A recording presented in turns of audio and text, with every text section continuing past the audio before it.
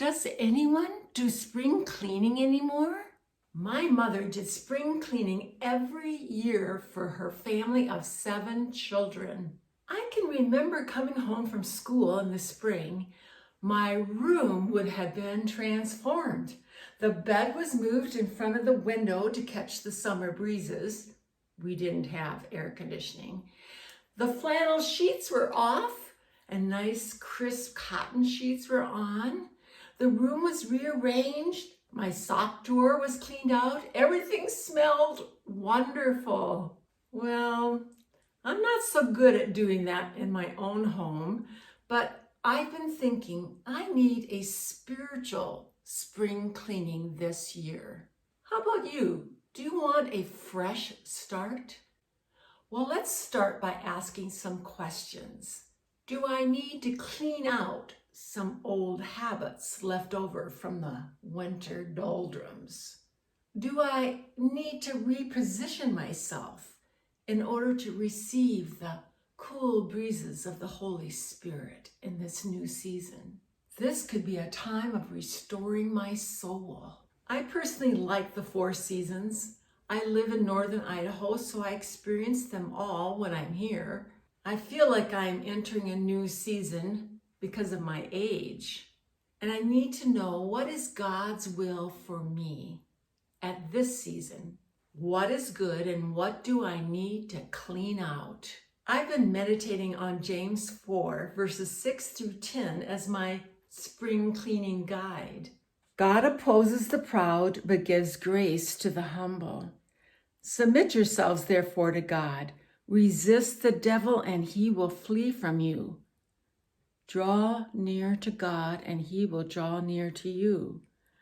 Cleanse your hands, you sinners, and purify your hearts, you double-minded. So here's some devotional thoughts based on those verses. Number 1, grace and pride, they're enemies. Pride demands that God gives me what I want or think I deserve. And number 2, here's the truth. God gives grace to the humble. We never earn it. And number 3, humbleness leads to, wait for it, submission. Spurgeon also says, I desire to whisper one little truth in your ear, and I pray that it may startle you. You are submitting even now. You say, not I am Lord of myself. I know you think so, but all the while you are submitting to the devil. The truth, you either submit to God or you submit to the devil, the world, the evil that is there. And these verses in James suggest this. Submit yourselves unto God, resist the devil, and he will flee from you. So if you're not submitting unto God, you don't have the power to resist the devil. You will remain under his power. So we can ask ourselves, like Spurgeon did, who is your master? These verses also say, cleanse your hands, you sinners, and purify your hearts. Be wretched and mourn and weep. Let your laughter be turned to mourning and your joy to gloom. Humble yourselves before the Lord, and he will exalt you. Have you ever puzzled over those words? I have. It's like, I thought we were forgiven. Why do we have to mourn and be wretched? But it's important to look carefully at words in the Bible.